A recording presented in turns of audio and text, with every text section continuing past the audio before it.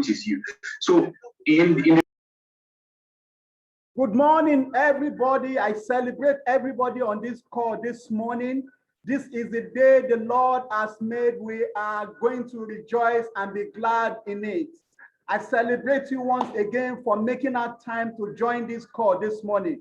I want to assure you something. Everybody that is here this morning, the Lord has promised He's going to be repairing relationships and is going to save destiny.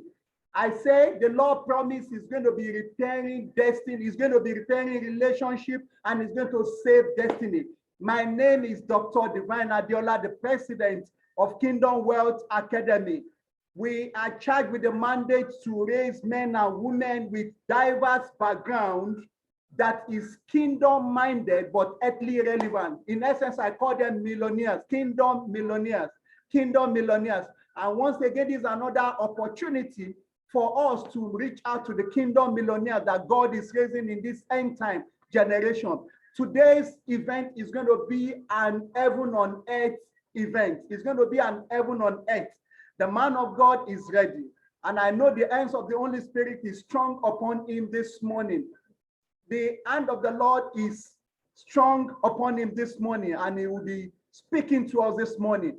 So everybody that is here this morning, get your jotter, get your pen, get every writing material that you need to document. If you need to record this, please as well do the same thing. For all our audience on the Facebook watching us globally, I celebrate you as well to thank you so much. The Zoom environment will soon be filled up now. A lot of people are already on Facebook. I celebrate you wherever you are watching us this morning. I say this morning, the Lord will reach you wherever you are this morning. I'm not the one to bring in the man of God this morning, but the only thing I can say to you this morning is that be ready this morning. Something fantastic is going to happen this morning. Something awesome is going to happen this morning. God does not joke with words. If God has promised He's going to be repairing relationship, I say to you, He's ready to do it. And the servant He's going to use this morning is somebody that is trusted. I know the power of the Holy Ghost in his life. This morning, I have my co-host that will be bringing in the man of God, and she will do the introduction and bring in the man of God, and we take off from there. Adana, are we ready this morning? Are we ready this morning, Adana? Yes, we are very ready. Good morning, everyone. I'm so excited for today, and I want to welcome each and every one of you here. In fact, it's so amazing seeing all of you on this platform. And I know it's going to be a roller coaster as God is taking us to higher heights this morning. So without wasting much time, I want to read the profile of the speaker before I bring him in. So please, 1 minute as I do that.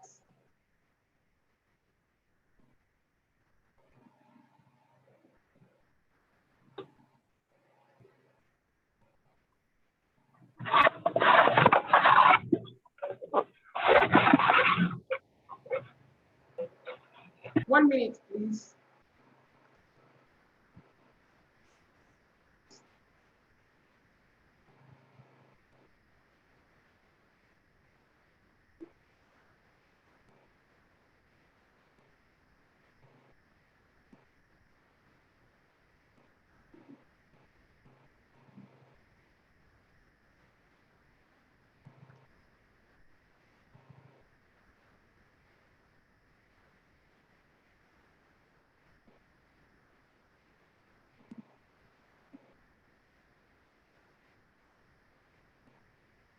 Be talking to them.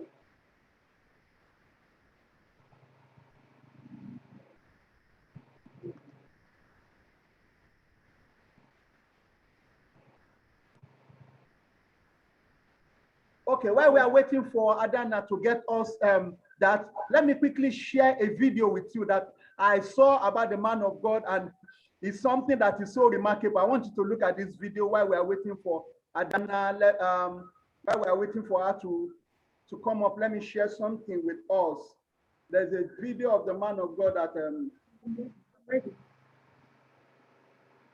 okay, Adana says she's ready, so we leave the stage for her. So go on live. Okay, good morning once again.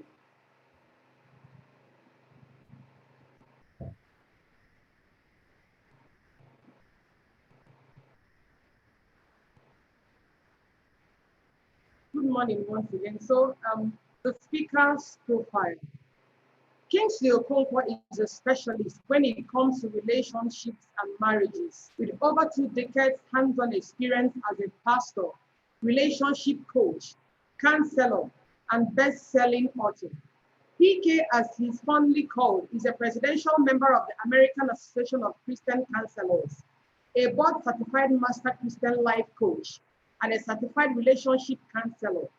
He is renowned for love, relationships, marriage and family life, domestic violence, divorce, and infidelity recovery. He is the visionary behind the phenomenal love, dating, and marriage ministry, widely known as LDM with PK, a highly impactful relationship ministry with a reach of hundreds of thousands of people across the globe.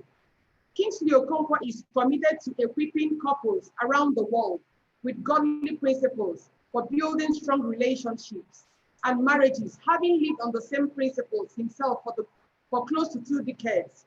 He's convinced that godliness is the foundation for quarrel-free marriages, and as such, hosts the Together Forever Conference, an annual interdenominational event for married couples aimed at rekindling the passion and love in marriages. Notably, his ministry records mind-blowing testimonies of blissful relationships and marriages to the glory of God, as more single people find the right partners. Troubled marriages experience total restoration. Individuals are delivered from sexual addictions and wrong mindsets redirected. His unique say it as it is, fun-filled style of teaching God's principles for dating, courtship, and marriage endears him to both the young and old, and as they are greatly impacted by his relationship master classes, one-on-one coaching classes, live broadcasts on social media, and numerous ministry resources. Pastor Kingsley continues to be a blessing across continents through itinerant relationship seminars, conferences, and counseling sessions across Canada, United States of America, United Kingdom, the Middle East, and numerous African countries. His messages and ministry materials are highly sought after around the globe. He has authored numerous books on relationships, a few of which he co-authored with his lovely wife and partner in ministry, Pastor Mildred, and they are blessed with 3 adorable children. Please, with Jesus' joy, I want you all to join me and welcome Pastor Kingsley. Please type Pastor Kingsley, you're welcome in the chat box. Please, let's just welcome this great man of God. Good morning, sir. You're very much welcome and you have the floor.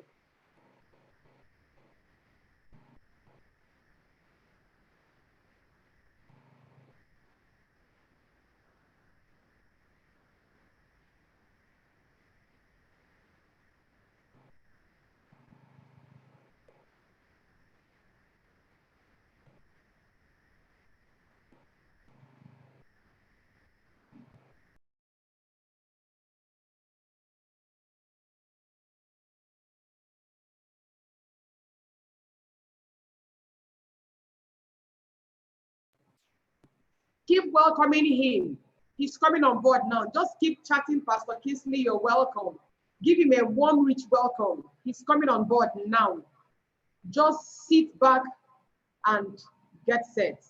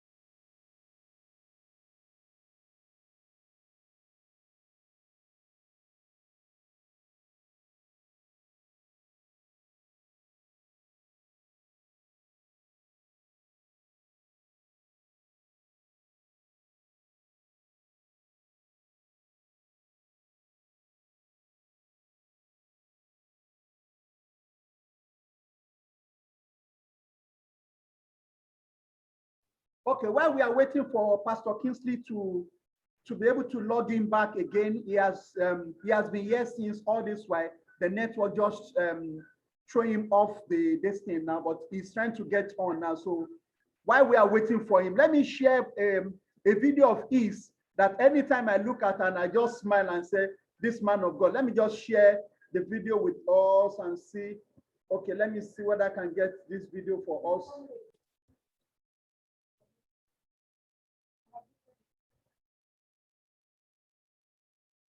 Yeah, let me just share this video with us.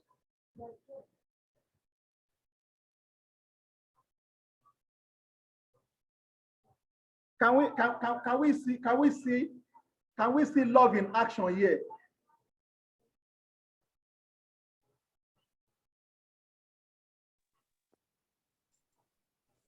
So I don't think it's visible, sir.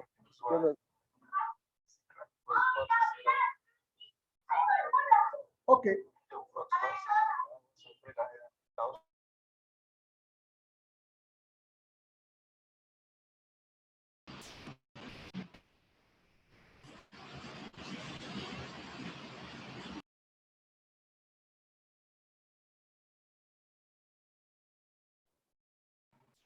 Welcome, God's servant. We've been waiting for you since the floor is open for you.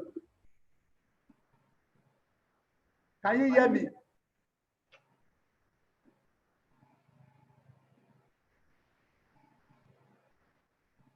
You might need to unmute yourself, man of God. Okay, good morning, everybody. Oh, good morning. Good morning, thank you. We're having, it's raining heavily here, so it was affecting the network, but I believe God will make it stable in Jesus' name. Awesome, awesome. You're welcome, sir. Happy to be here, and I want to appreciate my my host, the people that invited me, Dr. and Mrs. Abiola. Thank you for having me. Such an honor to be here. I'm supposed to speak on, building a marriage of prosperity and power, and I'm very passionate about marriage, very passionate about the success of marriages. And the reason is because, marriage is like the first gift God gave to man, after creation and all that. The next thing God did was actually to give mankind the gift of marriage, give mankind the gift of marriage. And, that in itself shows us how important marriage is. Marriage itself was created to bring power and prosperity. In its design, in the very design, it was created, to bring power and prosperity and blessing to us. And, it's so sad for me, when I see people not maximizing that gift, when I see people not maximizing that gift. In fact, now marriages have been painted so badly. People feel it's a necessary evil. People say, oh, marriage is a game of luck. People say things like, oh, marriage is, is always a bad thing, and all these things they were not in the mind of God. This was not what God had in mind when he created the concept of marriage. This was not what he had. In fact, the Bible says every good and perfect gift comes from God. So if God does something, it is definitely good and definitely perfect. If God does something, it's always good and is always perfect. So it's not the picture the world is painting to us. God had his own mind. He had his own vision of why he created marriage. And I will touch a few of it as we move. So why did God even create marriage? Why did God even create marriage? There are about 7 reasons. I don't know if I will have the time, of course, to mention all 7, but I'll touch on a few. Number one of the reasons God created marriage was for mankind to complement each other, for us to complement as in work together and produce better, to complement each other. God looked at Adam, you know, in the story of creation, God was making everything, made the stars, made the moon, made the fishes, and it was saying that God looked at everything he made and said it was good. It was good. It was good. But when it got to man, after he made man and saw him walking alone in the garden, God said it is not good. That was the first time God was saying something was not good. Every other time he said it was good, it was good, it was good, but he saw man alone and said it's not good. All right, that's amazing. He said it's not good for this man to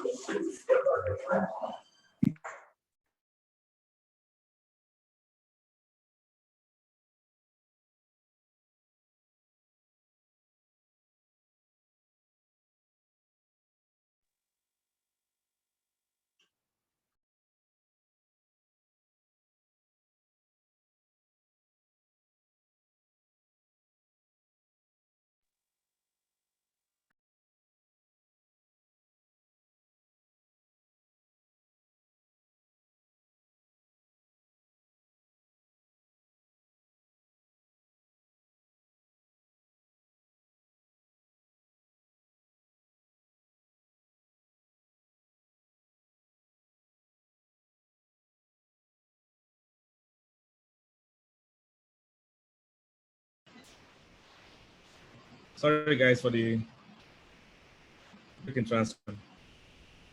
I'll just I'll just continue. The network will stabilize in Jesus' name. Will stabilize in Jesus' name. All No right. problem. So Go ahead. Amen. yes. Just So go ahead. thank you. So I was saying that God believed or knows that two people coming together will always be better than one. You see, so he knows that look, it's not good. It's not good enough for mankind to be all in one, for mankind to be alone. He said, I'm going to bring another helper. Once two people come together, the principle is that two are better than one. We all know that. He said, one shall chase 1,000, two shall chase 10,000. That will have a multiplied, impact. Another reason why God created marriage, I've talked about us complementing each other. Listen, husbands and wives here, God has blessed you with a partner. You'll be amazed how fast your progress will be when you and your spouse work together. You'll be amazed how fast your progress will be when two of you work together. I'll get to that towards the end of this message when I talk about that. Second reason why God created marriage is companionship. Companionship. Listen, as a human being, you were created for connection. God knows that every human being needs other human beings to connect to it. Down, isolation, and all those things. Many people were getting mentally challenged because what we did last year was exactly the punishment to give to people, send them to prison. When you send people to prison, what you're doing is that you're putting them on lockdown. What you're doing is that you're making them to isolate. So as human beings, isolation is like a punishment for our soul and for who we are. We are created for connection. There's something that happens to us when we find other people of like minds and like interest that we can connect with. So second reason is companionship. You say, how can one be warm if he lies alone? All right. How can you be warm when you lie alone? You were created for companionship. They did a study. In fact, the study has been for more than close to 100 years now. And they took some young people and monitored their lives all through their lives. And even when they became old, they continued monitoring them. And one thing they discovered was that getting married, especially to a right kind of person, will significantly prolong the length of your life, significantly, affect your success, and significantly affect your happiness. They did this study close to 100 years running, it's still running even till now. Different professors have taken it over. They've checked the lives of people and said, once there's a good marriage, it will significantly improve your health, improve your happiness, improve the longevity of your life, improve your success. In other words, marriage is such a blessing to mankind. God won't give us something we don't need. God won't give us something we don't need. So that's another reason for marriage.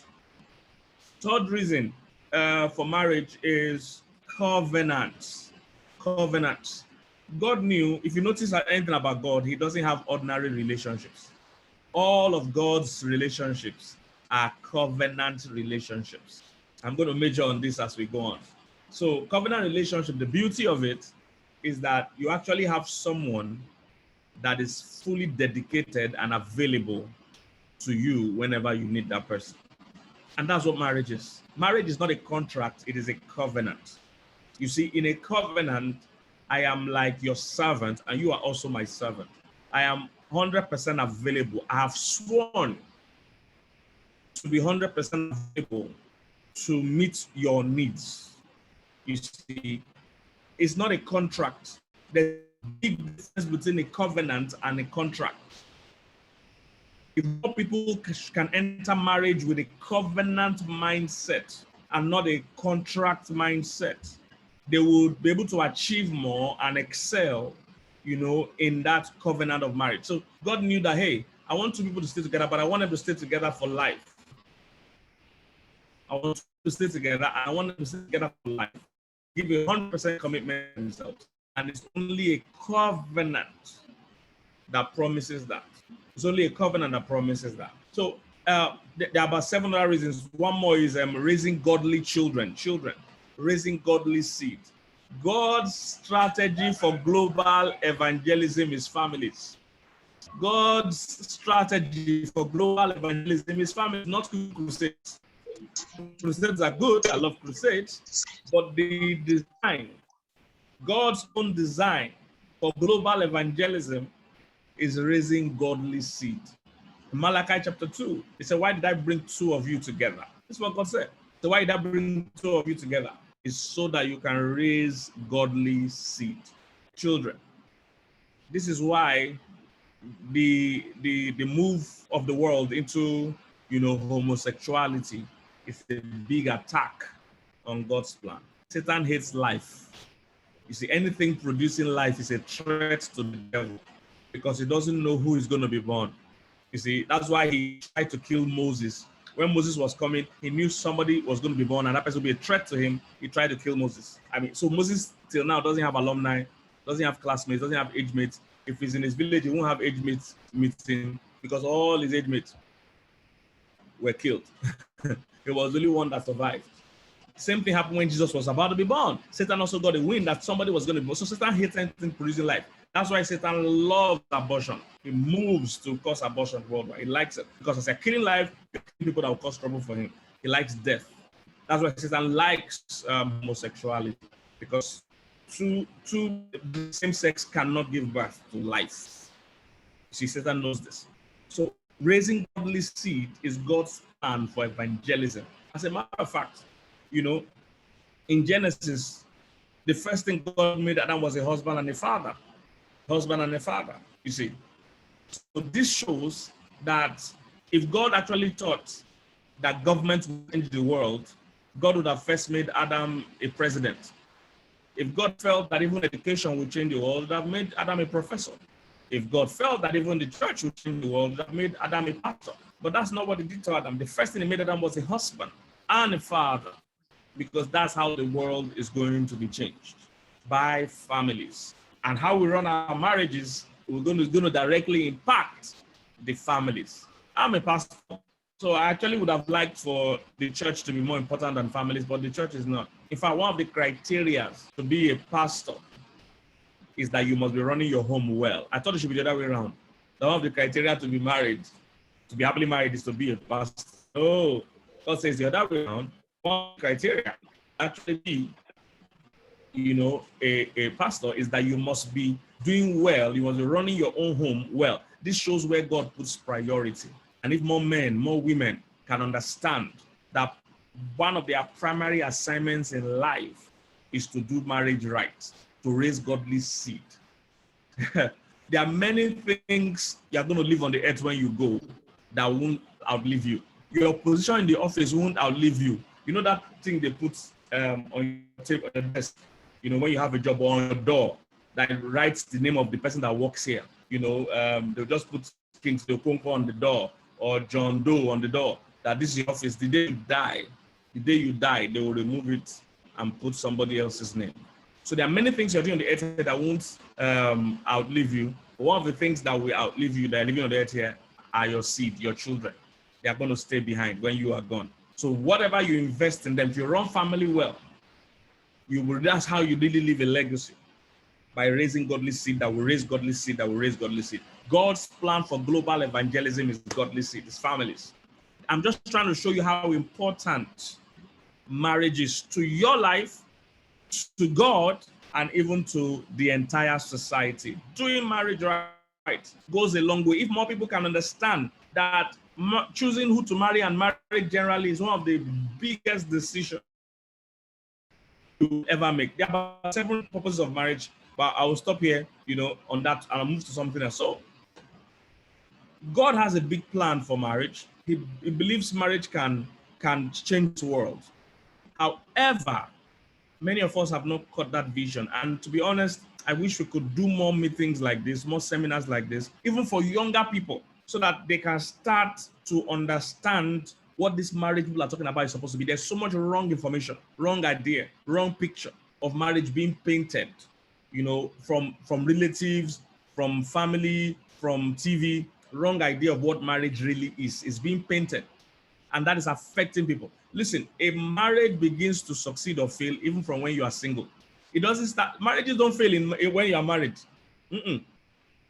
You start to fail or succeed in marriage from when you are single. There are some people that, from the kind of life they are living, they can't succeed in marriage. They are not even married yet. But marriages start succeeding or failing from when you are single. I wish more people can hear this. Marriages start succeeding. There are some people that before they married, we knew they wouldn't have a good marriage. It's very simple. I will give you a random example. If a lady is involved in, entertaining, sleeping with married men, dating rich men, things like that, what we call Ross girls or slay queens and blah, blah, blah. A lot of those people are not going to have a good marriage. Very simple. Or they will need to go through rehabilitation before they can have a good marriage. Because when you are used to a certain taste in terms of, you are dating 5 married men, for instance, or 2 married men, for instance, and they're giving you 300K, 400K a month, both of them, buying you cars, renting house, traveling abroad. You are used to a certain taste. That is your mate, that his whole income is 90,000 because he's just starting life. His whole monthly income is 150,000. Meanwhile, 50,000 is what your sugar daddy gives you for transport. You see, that woman will never be satisfied in her husband's house. Do you understand this? Her lifestyle. So she will be very impatient with him. And with this 150,000, that man wants to still be the king of that castle. He wants to shout and let everywhere shake. He wants to give command. You're not going anywhere today. And the girl is saying, what's wrong with you? This is your 150,000. That is ordinary money that I used to transport to Abuja. It's ordinary money I used to make my hair. That's what she's going to despise that man. The Bible says you can't serve 2 masters. You can't serve 2 masters. So you will either love one or despise the other. That is what that lifestyle. So you see, for somebody living that lifestyle, under a common example, people that are highly sexually active before marriage. And these are the things destroying marriages. We think the problem is in marriage. Most of the problem is before marriage. Somebody that is highly sexually active, have 5 or 6 sexual partners. How is he going to stay with one sexual partner in marriage? He has 5 sexual partners. One is good with kissing. The other one is good with touching her body. The other one is good with down her body. 5 different people with 5 different skill sets. Then she wants to marry one person and be satisfied. Whenever married people come and tell me, I'm not enjoying my marriage, I say, I'm not enjoying sex in my marriage. I say, compared to what? Compared to what? You see, those experiences and things people are building in their minds already will affect them. And the third way that your marriage can be affected before it starts is by the choice of partners you choose. Many people need to realize that when you understand the purposes of marriage, it should affect the quality of people you even want to go into marriage with. It should affect the quality of people you even want to go into marriage with. If I could, I would like to even encourage single people to see choosing a partner like it's a job interview. See choosing a partner like you are going to recruit for a company.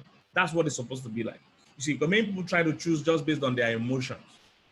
And emotions are real, but they are not always right. Emotions are bad leaders. They are good followers, but bad leaders. Emotions must never lead you. Emotions can follow you, can channel your passion where you want it, but don't ever let your passion to lead you, because your passion can lead you wrong. Emotions are fickle. Emotions don't necessarily make sense. You can like something that is not good for you. We all have experienced that. You can like something that will even destroy your life. Most people dealing with weight issues and all that, they're in love with something that is them. So you can't let passion or emotion lead you. Most people that are in marriages like that, they allow, their emotion to lead them. You start succeeding or failing by the kind of choice of a partner that you make.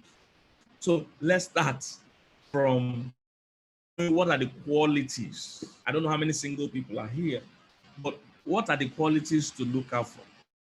What are the qualities to look out for? I'll mention like 3 quickly. I'm just touching different things as we go on. What are some of the qualities I should look for? Number 1, if you are a person in Christ also.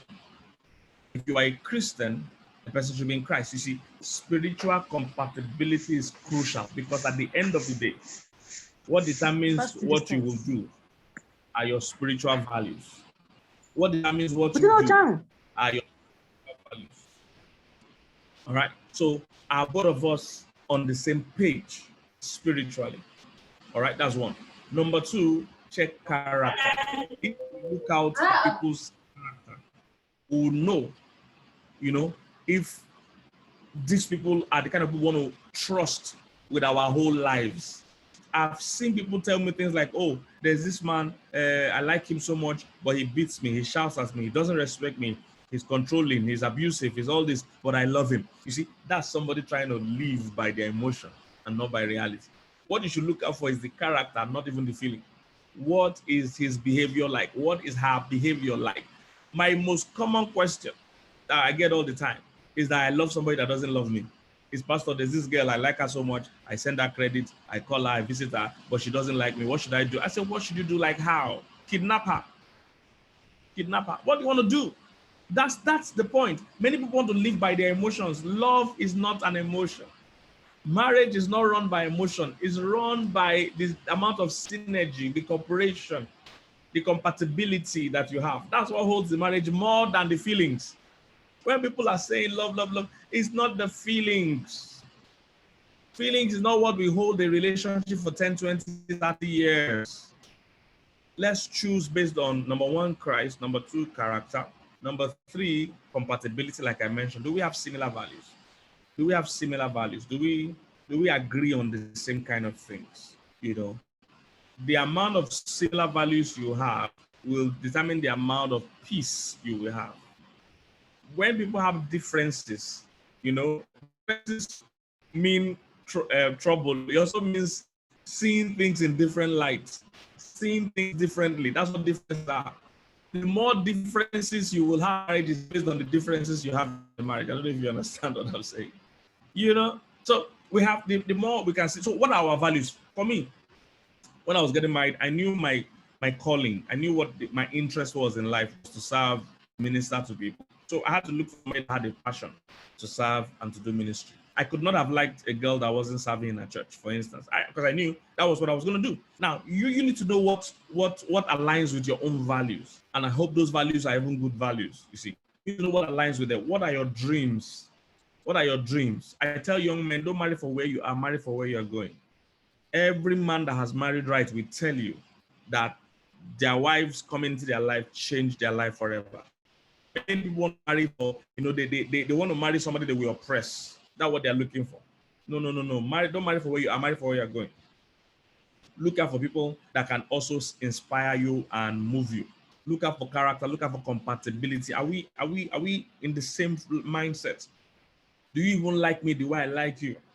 Because one person can't hold a marriage. I see many people trying to do that. Say, oh, I love you, and that's what that matters. No. Does this person also love you? Does this person see you as a potential spouse the way you are seeing them as a potential spouse? Very, very important. All right. So the person should be in Christ. Secondly, what's their character like? Being in church doesn't mean they have character. A church is a hospital. I say this all the time. A church is a hospital. So we have all kinds of people in the church. So somebody being in church doesn't mean they have character. I see people open their two eyes and marry a liar. As in, somebody that lies for you will lie to you. You need to know that. If somebody lies for you, they will lie to you. All right? A church, is a hospital. Every pastor will tell you that I have 419 guys in my church, I have prostitutes in my church. That's how you know a good church. You need to attract those kind of people. Jesus always attracted those kind of people. You need to attract those kind of people. And some of them are responding to treatment, some are not responding to treatment. So you need to know that who am I dealing with? What is their character? Patterns don't lie. Patterns don't lie. What are the clear patterns in their life right now? I tell people all the time, anybody that is trying to get you to have premarital sex, it's not because you are too hot. It's because they don't have self-control. And what people don't realize is that the self-control you develop when you're single is the one that will keep you when you are married. Most people don't realize that. In the average young person's mind, fornication is okay, but adultery is bad. They don't realize that they are the same thing. If you are okay with fornication, then you better be okay with adultery, because it's just the elder brother. It's just the full manifestation. They are the same thing. The idea of fornication and self-control, they are always mentioned together in scripture. The idea with them is that you're taking something that is not yet yours or that doesn't belong to you. So people don't realize that the self-control you develop when you're single is what will keep you when you are married. Very, very, very important. All right. So I'm just talking a bit to the single people now. Let me move a bit to the married people. So now you are married. Now you are married. One of the biggest blessings of marriage, like I said, is covenant. I said I was going to come back to this. Listen, if it's not a covenant, then it will never deliver what it is meant to deliver. If marriage is not run as a covenant, it can never deliver what is meant to deliver. So even those of you that are single, this is the mindset you must have, to choose and to make sure the person you're choosing also understands. If it doesn't come like a covenant, then it will never deliver. The reason why God doesn't have normal, check scripture, God has no normal relationships. He only has covenant relationships. So it started from Adam to Noah to Abraham. Do you notice? God had to enter a covenant with Abraham. He didn't just say, hey, Abraham, come, let's see if I can. No. God can't have a relationship if it's not a covenant relationship. You know why? Because a normal relationship will not stand the test of time. A normal relationship will not be there for you when you need it the most. Most of you have people like that in your life that they are your fair weather friends. They're just there because everything is fine. You cannot count on them to be there in the day of battle.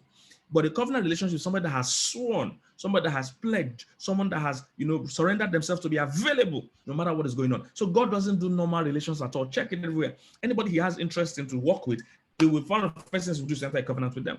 Because in a covenant, he can ask you for anything and you too can ask him for anything. And that's how he started with Abraham, went to Isaac, Jacob, and Co.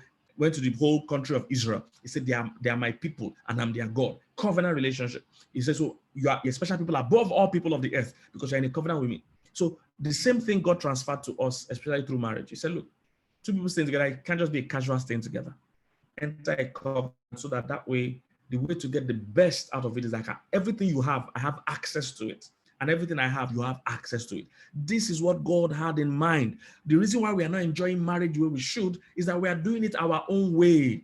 Every time we do things our own way, we get results our own level. But if you want to get the results that God promised, you have to do it God's own way. And God's own way is that marriage should be a covenant.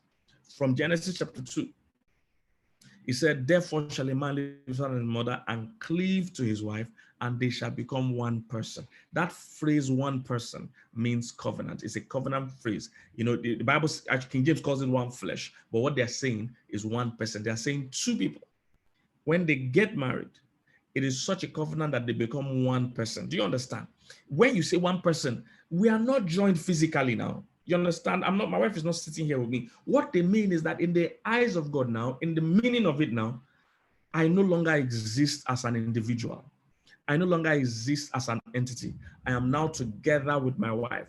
If I'm one person, it means everything I have is hers. Everything she has is mine, both in terms of material, emotional, and everything. God was showing us a mystery. He said, when you can come together like that, he said, nothing will be impossible to you.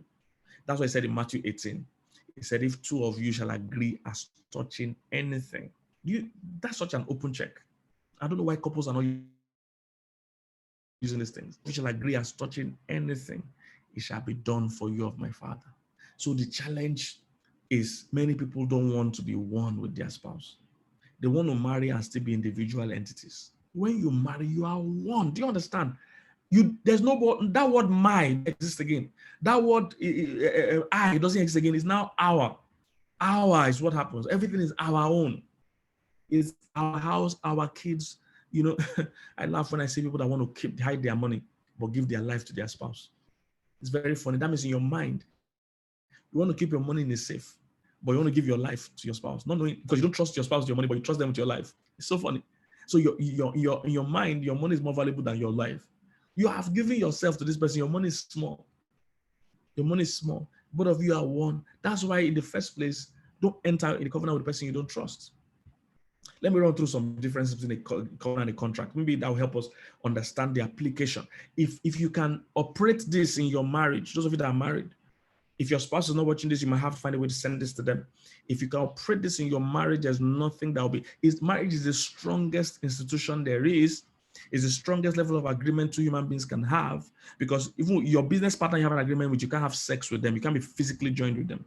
But marriage is the strongest covenant you can have because you can be joined spirit, soul, and body.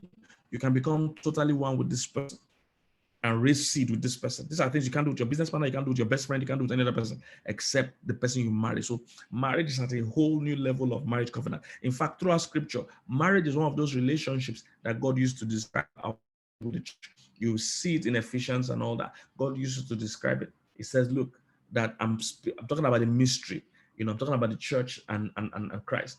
It was referring to marriage also. And so there's a deep mystery to it that many of us have not tapped into. And I'm trusting God that we'll go beyond how we feel and do it God's way.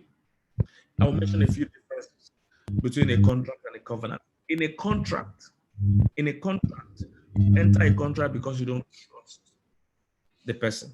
But in a covenant, you enter a covenant because you trust the person. Very important. So in a contract, you enter because you don't trust the person. You want to people because you don't trust what's going to happen. You want to be safe. But in a covenant, you enter. The reason why you enter is based on trust, not lack of trust. Very, very important. The reason why I sign a contract is because I don't know what will happen. But in a covenant, it's different. That's why you can't be hiding money. To trust this life. This person can kill you. So things aside, I understand my visions, but the ideal plan is, if you're keeping your material things aside, what of your life? Your life is in danger. The fastest person that can kill you is your spouse. I watch crime TV a lot. They are criminals. And one suspect in any murder case is the spouse of the person that died. That's number one suspect. I mean, once somebody dies, the first person they're going to look for is their spouse. They don't even care who you are. If you like, be reverend, if you are the first suspect, they ask, where were you by 4 o'clock yesterday? Yeah, the person they ask. And most times, that's the person that is involved with the killing. So you are risking your life to save your money. So number one, you enter with who you trust. In a contract, you enter because you don't trust. Number two, in a contract, you enter to protect yourself. See the differences? In a contract, you enter to protect yourself. That's why you enter. Because, hey, I'm signing this contract because I don't want anything to happen to me. I don't want wrong to happen to me. I'm seeking my own interest. All right. I'm signing my contract with my landlord to say, oh, this is what's going to happen. You will repair the house. I will pay the rent. I'm trying to protect myself. In a covenant, it's totally opposite. In a covenant, I'm pledging to protect the other person. I'm pledging to serve the other person. I'm very different from a contract. Third difference. In a contract, there is limited sharing. In a covenant, there is unlimited sharing. Oh, I wish people can get this. It has blessed my life when I understood it. In a contract, there's limited sharing. What does this mean? If I have a contract with my landlord, he has no business in any other area of my life outside his house. Our discussion is around his house. My landlord can't tell me, oh, that you're not taking care of your children. My landlord can't tell me that you're eating 2 pieces of meat instead of 3 pieces of meat. Our discussion is limited to our rent contract. He can't move into other areas of my life. He can't say he wants to see my bank statement. But in a covenant, we have unlimited sharing. This means there's no more my. Everything I own belongs to my wife. Everything she owns belongs to me. No more privacy. I see people say, I want to have privacy. Inside marriage, no. There's no more privacy. You have lost that forever. You are now one with somebody. The Bible said they were both naked and they were not ashamed. Those are covenant terms. So they were both naked and they were not ashamed. I see people say, you can't check my phone. My? There's no my. It's our phone. Say, I want to get my account. No, it's our own. This is what God had in mind. Two people coming together as one and maximizing it. But most people have never enjoyed that oneness. Oh, I have enjoyed this so much, guys. If you and your spouse can both agree and continue to agree. Do you understand what I'm saying? If you can agree as a couple and continue to agree over issues, you will see that there's no limit. I will give you some of the stories. So there's no limited sharing. It's our own. It's our car, it's our house, our children. It's our own. You are both now one. All right? So a contract is very different from a covenant. You need to understand that. A covenant makes both of us one. A covenant makes us have unlimited sharing. We're supposed to be 100% open with each other, 100% agreement. Look, many people win arguments and lose agreements. Listen, the agreement is more important than the argument. If you fight for the agreement, fight for that oneness, is more powerful than the argument. Many people are winning argument and losing agreement. If you understand the power of agreement, even when your husband or wife is making a wrong decision, your agreement can turn things around more than your argument. I hope somebody's getting this. Your agreement can turn things around more than your argument. In a covenant, in a contract, the law of the land or the judges that defends the contract, but in a covenant is defended by God. So when you have issues with your spouse, instead of trying to fight for your rights, call on the covenant witness, call on God. God is the best person that can fight for you. He's the covenant defender. Many women don't know the power of this. So they want to rather fight their husband and confront their husband.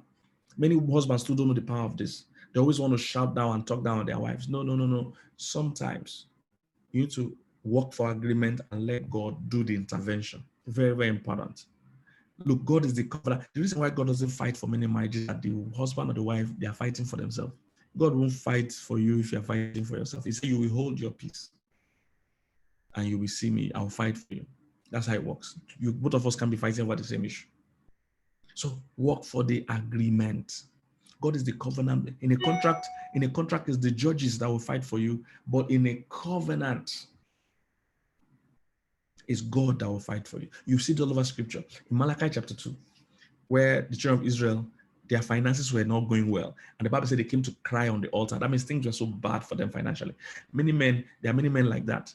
You know, business is going down, things are going down, you're crying, you're shouting, you don't know what's going on. You know what God told them? God said, it's because of how you're dealing with the wife of your youth. He says, because of how you are dealing with your wife, the wife of your covenant. It's Malachi 2. So God shut down their finances because of how they were dealing with their wife. Why? He's the one that fights for covenant. Now, this same thing is in New Testament, is in 1 Peter 3:7. God told the men, he said, if you don't treat your wife according to knowledge, he said, your prayers will be hindered. Can you imagine that? God said your prayers will be hindered. Meaning the flip side is that if you treat your wife well, your prayers will be moving smoothly. And which man doesn't want his prayers to move smoothly? I went to Dr. Adiola, I went to preach somewhere. I went to preach in one Igbo church in Lagos. You know, it was an Igbo church. I call it Igbo church because the whole church was branded like an Igbo church. Everybody was, they speak English and Igbo together. All the praise and worship was Igbo. And most of the members were Igbos, but it was in Lagos. You know, so it was a marriage conference like this. And husbands and wives were there. But I noticed that the men were not listening. Only the women were listening. The men were not listening. So I quickly read this scripture.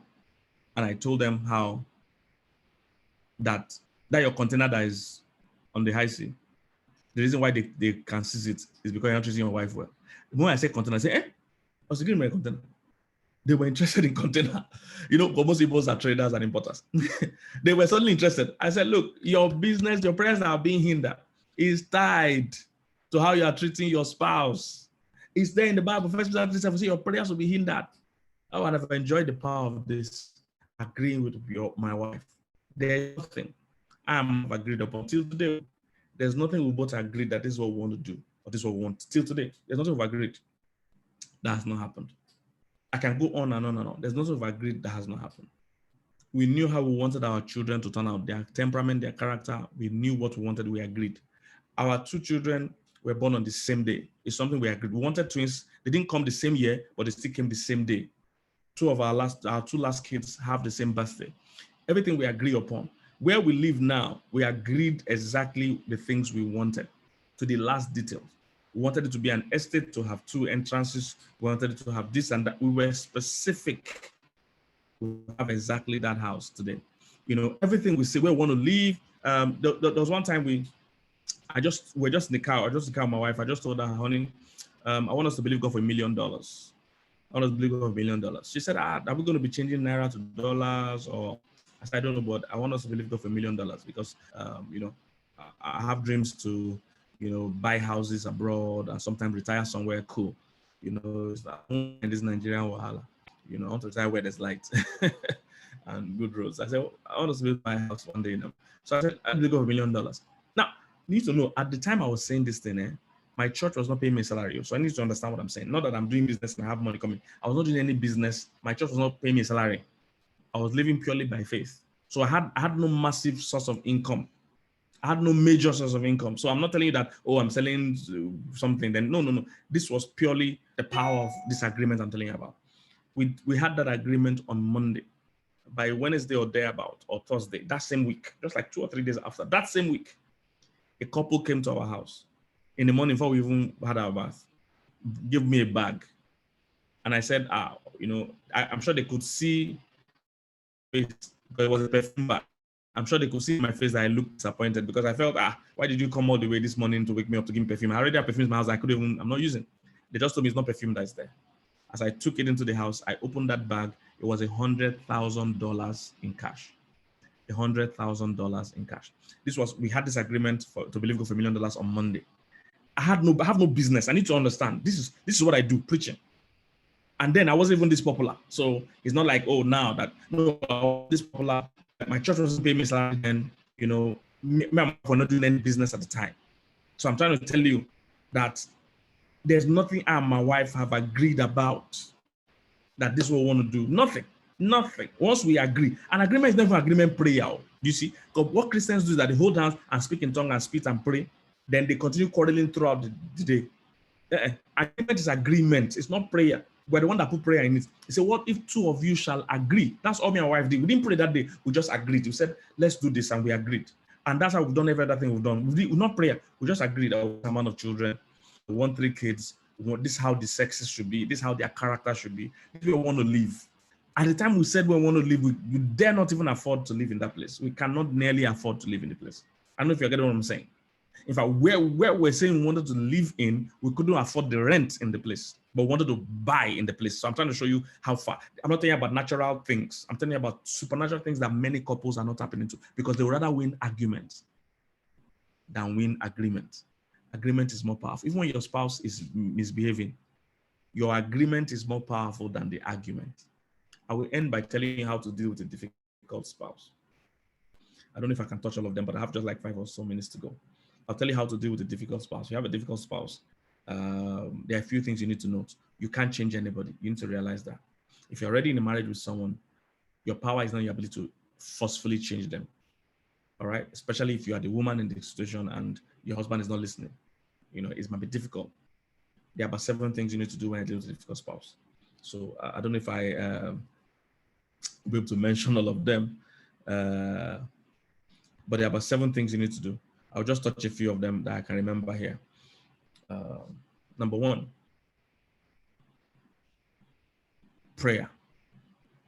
Prayer. When you're dealing with a difficult spouse, don't underestimate the power of prayer. Many people just think, oh, I can talk, I can argue, I can shout. No. Prayer is powerful. And I'm not talking about prayer that you pray, then you go and try and answer the prayer by convincing or shouting at your spouse. No. You pray and you let the covenant judge fight. That's what I've been saying all day. Genuinely pray, not selfishly. So if your husband is bad with money, you're going to pray that, Lord, he will mess up his finances. He will mess up our finances and that of the kids. Lord, I need his finances to be right. If this man is not even born again, you see, your prayer is not even his finances. You even need his soul to be saved. Do you understand? You really, really pray genuinely from a place of love, not from a place of selfishness. That Lord, blind my husband's eyes so that I don't see the other girls so that I focus on me. That's a selfish prayer. The reason why he shouldn't be distracted by other girls is for his own destiny to be destroyed. So pray first for him for that reason. So your prayer must be scripturally based and balanced and in faith. Not prayer that you pray that you go and fight and answer the prayer by trying to answer the prayer by yourself. Because many people have that challenge. They don't have patience. So number 1, prayer. Number 2, perspective.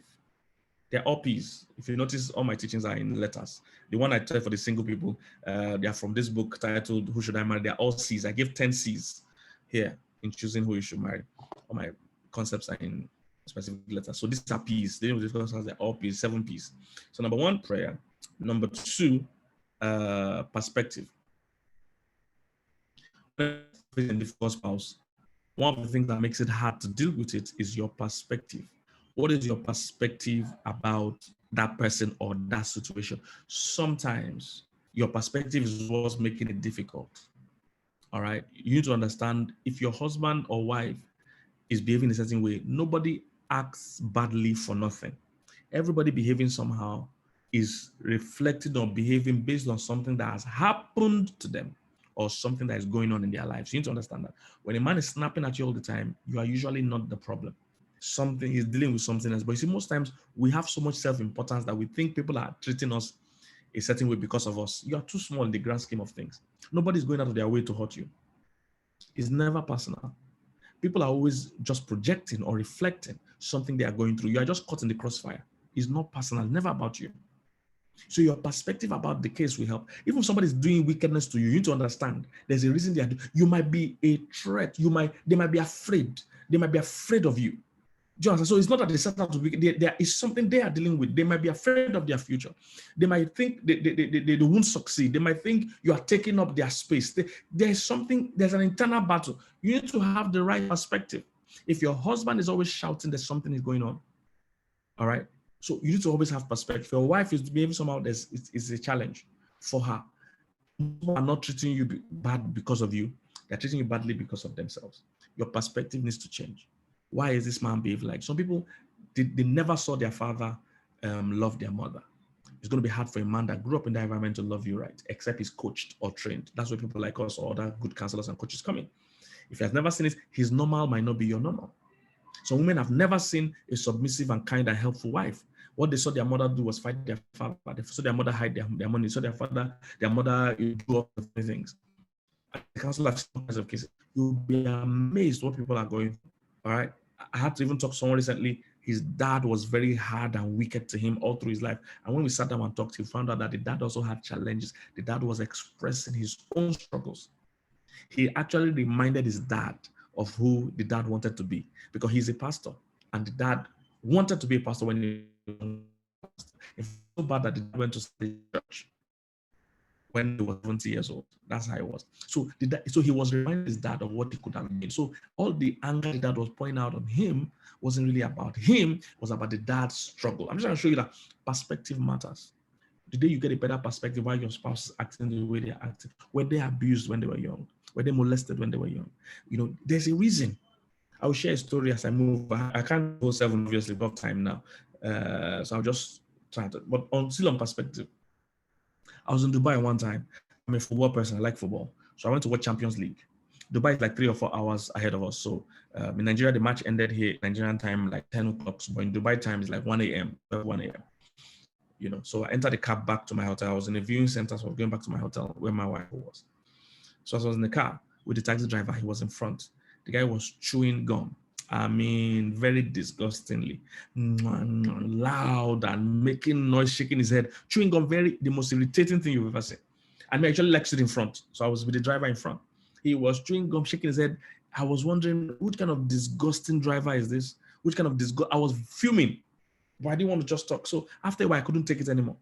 I just told the guy, why are you doing this loudly? And I was very, what's wrong with you? You have a client in the car. I was very angry. You know what the guy told me? The guy said that he's on night shift, usually on night shift. This is that shift, we're in 1 a.m.-ish, that most times he gets to sleep during the day so that he can be awake during night shift. But he said on this particular day, he could not sleep throughout the day. That he could not sleep throughout the day. So that he's feeling sleepy as he's driving me. So he's feeling sleepy as he's driving me. The moment I heard that, I said, start chewing. Chew loudly. Be chewing.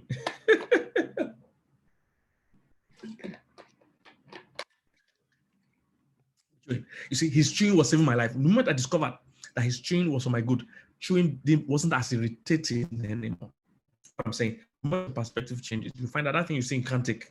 When you understand why it's happening, you will take. Let me rush to remember, I can't waste time. So prayer, perspective. Third one, patience. You must wait. God does not work with your calendar. Things must be given time. All right, patience. I don't want to waste time on that. Number 4, persist in doing good. Persist in doing good. All right. 5 doesn't work. The Bible says always return good with evil. I mean, return evil with good. All right. Most of our natural instinct as human beings to give fire for fire. This thing I'm teaching is from my book titled "You Don't Need a New Spouse." So you can look for these books; they'll be a blessing to you. It's from my book titled "You Don't Need a New Spouse." Okay. Persist in doing good. When somebody's treating you badly, most times it's a lack of love they have. So you make sure you're doing right, because God can't avenge disobedience until your own obedience is complete. So persist in doing good. That should be number 4 or 5. I can't remember now. I'm just going to mention the ones I remember. The next one, praise. Praise. Use the power of praise. No matter who you married, they could have 99% things bad, but they must have some good parts of them. No matter who you married, it might be 80% bad, but they must have something good about them. It might be 20% good. Find the good thing that person has and praise them for it. Most times our instinct is to complain and complain and complain. Even when the person is doing 50% good, 50% bad, we focus on the bad and complain, because in our minds, we think our complaining is what will change that person. But sometimes praising the person for what they're doing right will touch their heart more than your complaining. So find what your husband or wife is doing well. If she's good with the kids, if he's good with providing for the family, if he's good with romance, there's something they must be doing well. I don't know if there's anybody that is 100% bad. I don't know if that's possible. Find something they're doing well and praise them for it. Praise them for it. It's tough for you because you're offended by the ones, but praise them. You notice that the more you praise them, they will get so used to being praised. Everybody likes to be appreciated. Everybody, even Satan. That's why Satan too likes worship. He doesn't mind it. Everybody likes to be appreciated. The moment appreciate is good or her good, she will start to more. We multiply everything because we want to continue to be center of attention. We want to be praised and appreciated. All right, and that's so that's where I will stop. So what I'm leaving with is that if you're going to produce a family that would have prosperity and power, covenant agreement is your powerful tool. You agree over issues and continue to agree. All right, reduce the differences, seek each other's good, and you will see a great blessing in your marriage. I hope this blessed you. Thank you very much. Such an honor to be here.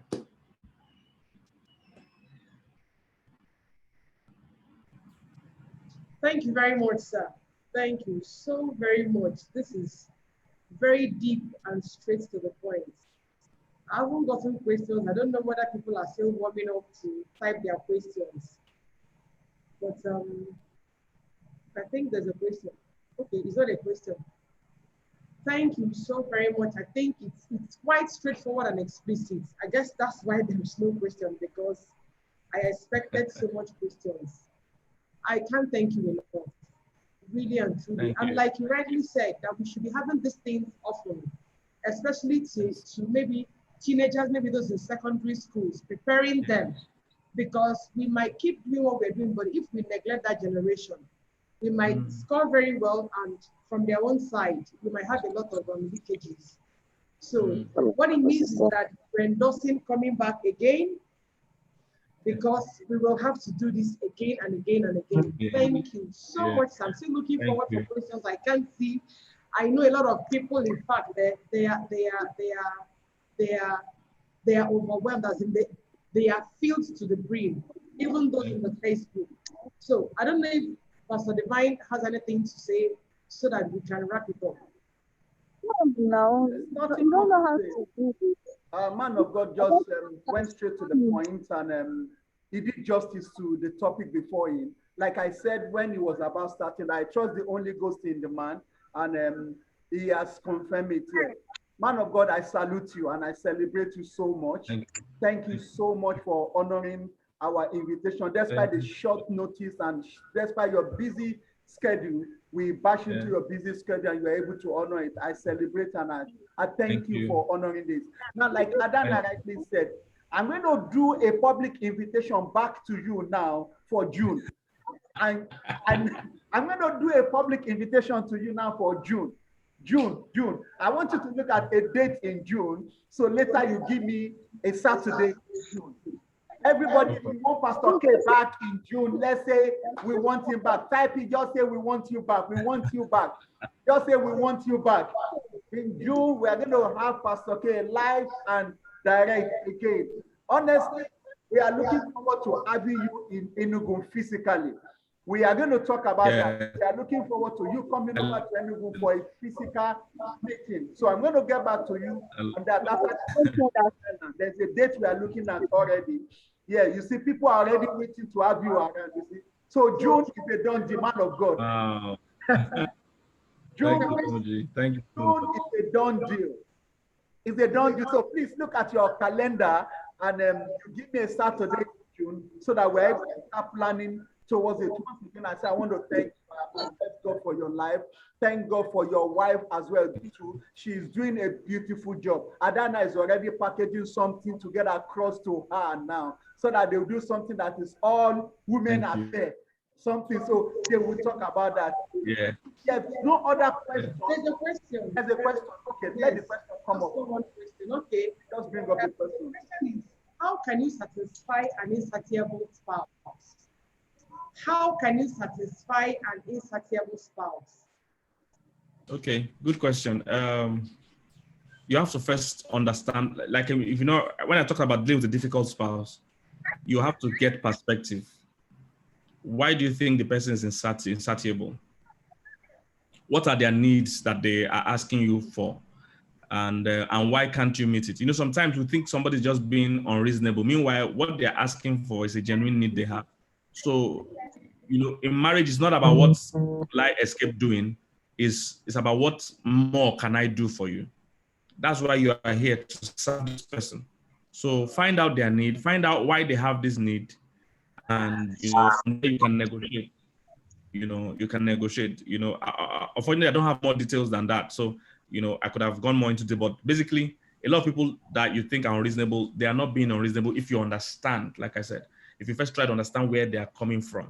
If you understand where they're coming from, you understand this might be a major need. You know, and this happened both sexes. There are some men that think, oh, women, my wife wants attention.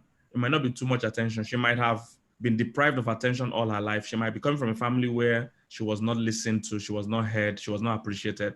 And now she's married. She's looking to fill that need. you know, with her spouse. So you now are saying, oh, she's always looking for my attention. If you understand where she's coming from, you'll be glad to provide that need. And you see, you'll be more blessed. It's always more blessed to give than to receive. Whenever you take out your time to actually serve your partner, you know, you get blessed, and God also rewards you, you know, for going out of your way and serving that partner. So that's how you do it. There's another question. Okay, said that how do you train marriage counselor who doesn't live in Nigeria? How do you train marriage counselor who doesn't live in Nigeria? Okay, that's even good. We're currently registering now for training marriage counselors. It is virtual. It is virtual. So you can be anywhere in the world and register for the training. We're currently taking registrations right now as we speak. So it's virtual. You don't have to be in my physical locality. I'm not even going to meet with you physically.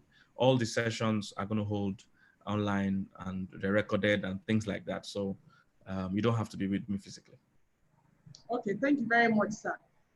Another question says, since God views husband and wife as one, does it mean wives may serve punishment for husband's crime? I repeat, since God views husband and wife as one, does it mean wives may serve punishment for husband's crime? Okay, good question. God won't, in quotes, you know, punish you for your husband's crime. However, by virtue of your covenant, consequences of your husband's mistake or wife's mistake will definitely rub off on you. The consequences, you know, God is not really here punishing people. You know, that's not what he's doing right now. He's not going about saying, oh, you did something yesterday, I'm going to punish you. No, what punishes you more are the consequences of your action. That's where the real challenge is. From God's side, is okay. You can always forgive. Until you can't do that, you can't forgive you. But the consequences will live with you. So if your husband, for instance, steals in his office and they arrest him, the consequences is going to affect you by default, you know, by default. So that's what will happen. And that's what the covenant is. You see, covenant is not all rosy. It's not for the good days alone. So that's why people need to think well before they join with someone. Once you join, you inherit all their assets and all their liabilities. So you also invest your life with that person. And this is why you make sure you know your husband's or wife's weaknesses and you complement them. If you notice, one of the first purposes of marriage I talk about is complementing each other. There are many things I can't do well. My wife supports me. There are many things she can't do well that I support her. Excuse me. So that's how it works. Okay, thank you very much. Okay, there's another question. How do you teach a spouse to be romantic, especially when that's the only language gift? I repeat, how do you teach a spouse to be romantic, especially when he's the only love language gift? I don't even get the question. I guess maybe the person feels maybe being romantic is the only love language the spouse has. Okay. So how do you teach your spouse how to be romantic? Oh, okay. Number one, you being romantic with your spouse also. Let him get the idea of what you're trying to show him.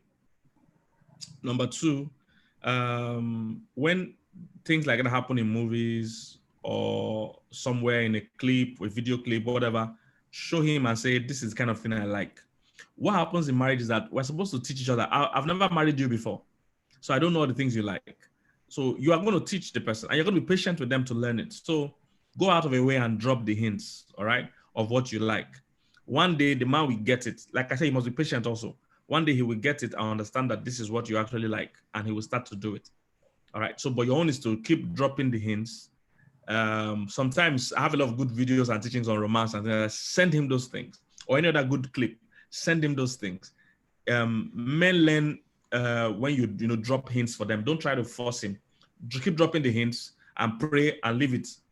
You'll see that if you're patient, it will happen with time. But and you also exhibit it. Do it for him too. Let them start getting the hang of how it works. Okay, thank you very much. Okay, someone asked them, I always get this, I'm not the calling type in my relationships. How do I handle such a situation? Because I love quality communication. Can someone be in a relationship and not communicate with the person, or else it is fortnightly. I repeat, I always get this, I am not the calling type in my relationships. How do I handle such a situation? Because I love quality communication. Can someone be in a relationship and not communicate with the person, or else, unless it is fortnightly? Thank you. Okay, I'm gonna paint a broad picture for you. Number one, is men that usually have this complaint. All right, that is men that usually don't call. Okay, the reason is simple. Men are hunters. Men are project driven. So what this means is that in a man's mind, everything is a project. So when a man proposes or asks you out and you agree, in his mind, project complete. He moves his attention and passion to something else. You are now a completed project. Same thing happens even in marriages when people get married. A man sees the wedding as the end of something. A woman sees the wedding as the beginning of something. So a woman is saying, now we are married, we are going to start. A man is saying that now we are married, I can do another thing, another of my checklist. So he's thinking about, he has ended something, you are thinking of started something. The way a man's mind works, you notice that when he was chasing you, he was okay with calling you every day or every other day. The moment you have agreed to the relationship, he doesn't need to call you every day anymore. That part of his life is completed. He has gotten wife. So you need to school him. Even he might not know this, so you need to school him. Every time you condone something, you coach someone. Anything you condone, you are actually, encouraging. So you need to let him know that, look, this is the agreement of how you will call me. If you do not call me, then don't call me again, and actually hold your stand. Because if you continue to talk to him only when it's convenient for him, you are coaching him, you are training him, he won't change. And when he gets to marriage, it will get worse. And this is why a lot of people are in marriages, they are full of resentment and they're unhappy because they taught and condoned and encouraged the man that these things were okay. So whatever you don't want to continue, deal with it now. Don't pretend it's okay, because women do that a lot. They continue to allow things that they don't really want. Then when they enter marriage, they want to change the man. As both of you are getting married, the man is hoping you will not change. The woman is hoping he will change. And usually doesn't happen. So if you know calling is important for you, have a discussion, let him determine conditions. And once it doesn't meet, take a step to that you are not going to condone it. All right. If you continue to talk to him 2 weeks and you are also picking the phone and continue like, oh, you missed him and you want to go, you have taught him that he can get a. See, men don't treat all women the same. Let me just say that now. Men don't treat all women the same. Men don't even know how they can treat you until you show them what they can get away with. Men don't treat all women the same. Go and check it anywhere. You see the same man that is talking down at somebody else who go somewhere and respect the other person. Men don't treat all women the same. It's women that coach men to know what they can get away with. So if you continue this relationship like this, you have told him lack of communication is acceptable by you. If it's not, then let him know clearly and take a drastic step to show it. Okay, thank you very much, sir. Someone is asking, how will he or she register for marriage counseling with you? Okay, you can go to any of my pages on Facebook or Instagram or our website. You'll see how you can register. It's ongoing right now. So just go to either my Instagram, Facebook. You see the links there. You can register. You can register. You even see our phone numbers. You can reach out to any of our officers. They will just put you through. It's very simple from anywhere in the world you are in. Okay, thank you very much. Okay, someone is asking how to get soft copies of your book. Oh, good. Good. They're available on our website, and if you are outside the country, they're also available on Amazon. All right, so you can go to www.ldmwithpk.org. LDM, which stands for Love, Death, and Marriage, but it's spelled LDMwithpk.org. So you can get it from our website, or you can get it from Amazon if you're outside the country and you prefer that. So you can get either hard or soft copy, anyone you want will be available for you to get it there. Okay, thank you, sir. I want to rephrase the question I asked earlier. I've been able to get the correct question. They said, how do you teach a spouse to be romantic, especially when his only love language is gifts, apparently receiving gifts? So how do you teach such a person to be romantic when his major love language is receiving gifts? Oh yeah, let him realize that his own language and your own language is different. You see, the purpose of teaching romance is not for him, it's for you. You want him to be romantic towards you. Romance is not his own love language, it's your own love language. So you want him to be more romantic towards you. So just let him know that, oh, as his own love language is gift, so your own is romance. Have the discussion, drop messages, drop hints, drop clips. You know, when you see things you like, explain to him that, oh, this is what I like. Send him those videos of a man being romantic. Keep working on dropping the seed in his mind. He will get it after a while. Just be patient because you married him like this, okay? So just be patient, be praying for him, and be dropping those hints. That's how we teach each other everything in marriage. You know, I was like the question they actually, I was like that woman. I didn't used to call my wife when we're dating. I didn't used to call her. If I see her on a Monday, I was supposed to see next Monday, I will keep on my gist till next Monday. I won't call her through the week. So she had to tell me that, no, you have to call me. You can't just talk to me on Monday and wait till next Monday. Oh, I said, then that's fine. You see, the moment she told me, I said, okay, that's fine. So I began to call her. Now, the challenge was that I didn't even know what to say when I call her because I didn't have anything to say. So I would just call her and say, I just say, make her hail you. She said, no, you can't be hailing me. I'm not one of your guys, you see. You have to be more endearing. Right? So some people see me today, they think I just arrived like this. No, my wife coached me on how to love her. That's how it works. You know, and that's why I tell people you don't need to test sexual compatibility for marriage. Whoever you marry, both of you are still going to have to teach each other what you like. You're going to learn your spouse. That's how it happened. You're going to learn your spouse because your own spouse is unique. You're going to learn that person. That's your curriculum. Your spouse is your curriculum. So don't try to, you know, learn too many things that are not part of you. Learn that your spouse is who you are going to learn and what they like. So go ahead and share, teach him, encourage him, show him videos, show him whatever. Also practice his own love language. When he's happy, tell him that you see the way you're happy now when I gave you gifts. That's how me too, I'll be happy when you do this for me. So keep dropping the seed without fight. Just drop the seed, he will get it. Thank you very much. One other question. Yes, you were quick to learn and absorb what she told you. But there are some men that they will tell you, I didn't grow up that way. I can't do this. And it's a struggle. And you see the woman suffering. And in the world of today, somehow for a long time, if the woman doesn't get it, and you know what happens in the workplace, and she sees someone that gives her that kind of attention, because the husband is not forthcoming. It was easy for you. How do you treat that? Beautiful. It's the same thing I've taught about dealing with a difficult spouse. I've mentioned that today. Understand the perspective where he's coming from genuinely. If he really has not seen it, men are afraid to go to an area they are not good at. Women must understand that. Men and women are very different. If a woman sees something her husband wants, she tries to become that. Men are very opposite of that. If a man is not good at something, he runs away from that. Men want to only stay where they are good. They are afraid, they have ego, they don't want to be where they are not good. That's why I said use the instrument of praise. Praise him for what he's doing right. And as you praise him, when he's very happy, let him also know that, but if you can add being romantic to this thing, I'll be so happy. And continue praising him. Keep praising him. That's how they killed John the Baptist, was by praise. Somebody praised the king to the point where he said, ask me anything to the half of my kingdom. That's it. So men are like that. You need to use their ego positively, not negatively. Many women want to use men's ego negatively and I'll crush him, I'll challenge him, you are too proud.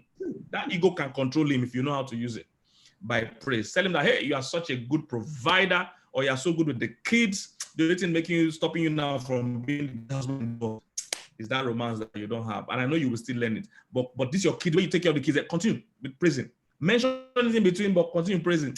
It will enter that man's body that, he wants to be the best for you. You will start just getting. And remember, add it to other things I said. Add with prayer, with patience, with perspective. There are about 7 of them, the piece. You know, they will help you. They always work. Thank you very much.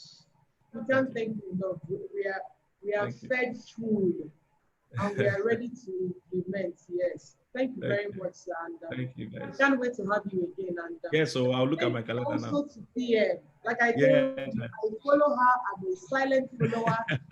And I know a whole lot of people are here even because of her. They follow her too, and they are gleaning. Thank you so very much. Thank By you. regards to her and the She- king. She's sending her love. She's Sending here. my love. She's sending her love. Yes, Yeah. yeah, Okay. Oh, can I see your face now, please? Ah. I want to see your face, please. One second. She has been in the kitchen back and forth, so Oh. she's not looking like how she wants to appear. We'll talk after this meeting. Thank you very much for what Thank you you. do. You are Thank you. trailblazers in this regard, and we are learning. And with this, we will reach out to the ends of the earth. Thank you very Amen. much. I deeply appreciate. So, Dr. Divine, can you wrap up? Servants of God, God bless you. Thank you so much you, Doc. for honoring this invitation. Like I said, we'll come back to you after now so that we conclude the date for June. People Thank of you. God, Pastor K will be back in June. He has already agreed to that. That's my says to me that is a yes. That's my says a yes to that. So in June, we work around having him in June, while we still work at the background for having a physical meeting in the city of Enugu. Yes, I look. Be ready. Pastor I look K forward. Storm is live and direct before the end of 2021. So we're going to discuss that and work it out. It's going to be an outpouring of God's presence. Thank you so much, God's servant. My regards to your kids and your wife and your entire crew. For people of God that are on this call today, I thank you so much. God bless you for your sacrifice, for your patience and everything. Remember, Jesus is Lord. Remember, Jesus is coming very, very soon. So we need to be in the right position for him when he comes, so that we'll be among those people that he takes with us. God bless you. I look forward to seeing you next week with another servant of God, Pastor Enojeri. We're going to be having Pastor Enojeri next week by 10 a.m. The same time we have Pastor Kingsley today. We're going to be having Pastor Enojeri 10 o'clock next Saturday. Invite friends and let's come together and make this arena what God promised it to be. Remember what God promised this month, that it's going to be repairing relationships and it's going to be saving destiny. God bless you all. Thank you so much for making our time to be with us today. I remain your servant on this mandate, Dr. Divine Adiola. God bless you as we sign out. God bless you. God bless you.